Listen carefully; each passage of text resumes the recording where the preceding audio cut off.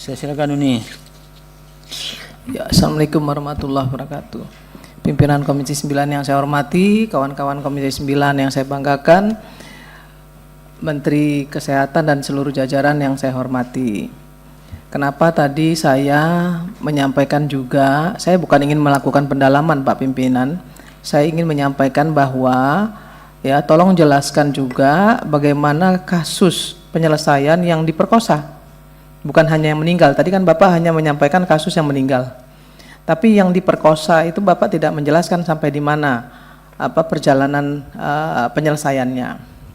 Kemudian yang ketiga yang hamil, ya pelecehan seksual, yang obscene, itu juga saya belum mendengarkan tadi bagaimana Kementerian Kesehatan menangani kasusnya. Itu yang ingin saya sampaikan pimpinan. Jadi bukan pendalaman. Saya ingin juga mendapatkan gambaran terkait 3 kasus tersebut sampai di mana Kementerian Kesehatan melakukan tindakan terhadap kejadian-kejadian tersebut. Apa jalan keluarnya? Apa solusi yang sudah dilakukan? Kalau Undip, Bapak kan tahu Pak Menteri, saya langsung datang ke sana untuk memfasilitasinya.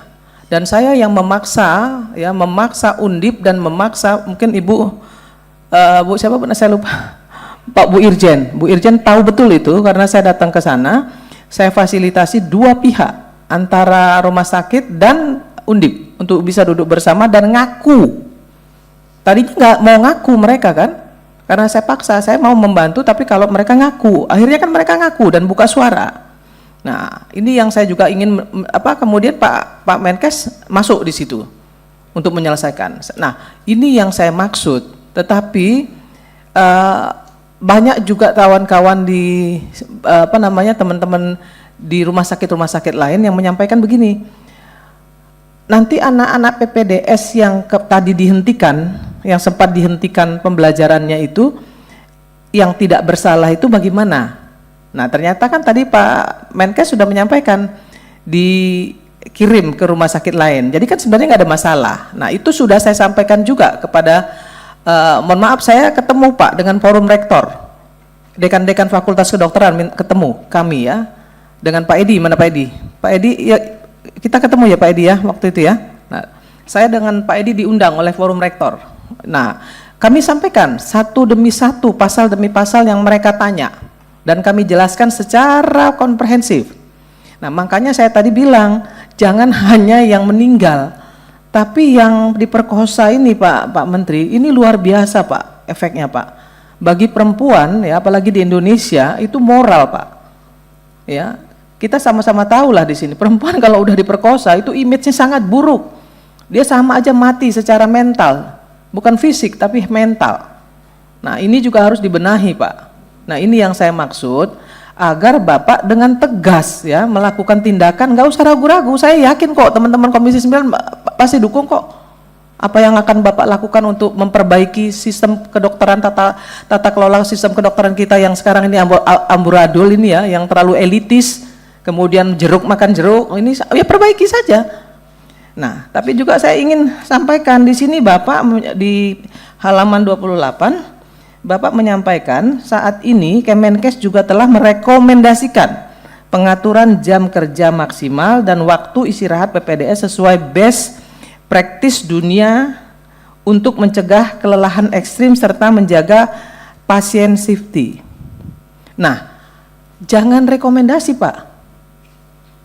Saya nggak setuju Bapak hanya merekomendasikan. Yang bisa merekomendasikan dan berfungsi merekomendasikan itu adalah Komisi 9. Tapi kalau Bapak harus melaksanakan, kalau menurut saya harus ditegaskan dan itu merupakan syarat yang harus Bapak lakukan. Kami support. Karena untuk membenahi ini memang tidak gampang. Saya banyak Pak diteleponin dokter-dokter yang nggak setuju dengan dengan undang-undang kesehatan kita kemarin. Wah, saya banyak sekali. Saya dengan Pak Edi menjawab satu demi satu itu pasal-pasal yang ditanyakan mereka. Dan saya tegaskan bahwa ini baik untuk bagaimana memperbaiki kedokteran kita. Nah, saya hanya satu Pak pertanyaan yang saya ingin Bapak jawab, yang diperkosa kemarin tuh sampai di mana? apa solusi yang sudah dilakukan oleh Kementerian Kesehatan.